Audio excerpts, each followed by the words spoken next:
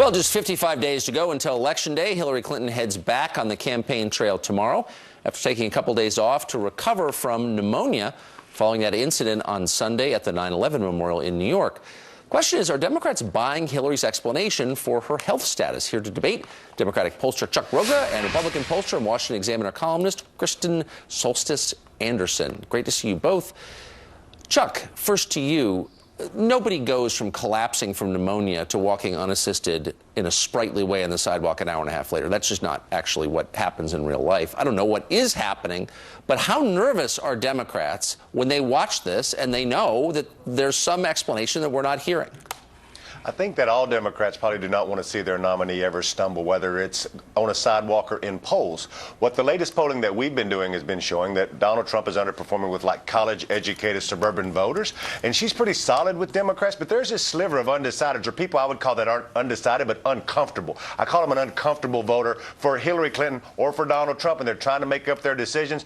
Does this stumble, whether it's the literal stumble or the stumble that she's been having over the last week, affect the polls? I think that's going to be in the light of day in the coming days in the polling that's in the field right now. So I think it's a little undetermined. I think the base Democrats, they take this as she got sick, she'll be fine. I think they take it at her word. But I think it's those undecideds in the middle who are the real ones we should be watching. So, I mean, Kristen, whatever's going on with Hillary Clinton, my sense is the public would probably accept it and forgive it and look past it.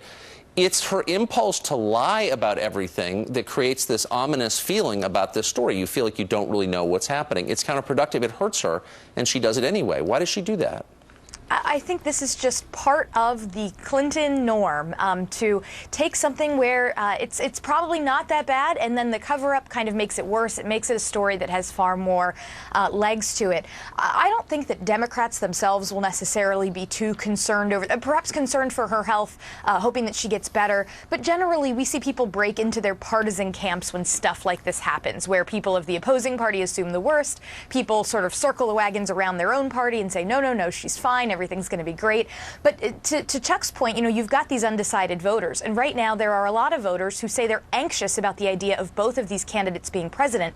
If you feel like Hillary Clinton is someone where you never really are getting the full story and you're not quite sure what the next 4 years might look like, that can raise your anxiety level. That can make her seem like less of a safe bet. Being the solid, steady candidate in this race versus Donald Trump, who's certainly unpredictable, is a strength that she may lose if they continue to mishandle things like this. Chuck, isn't the lesson here that when you rig the system and force a nominee on a political party, maybe you don't get the best nominee?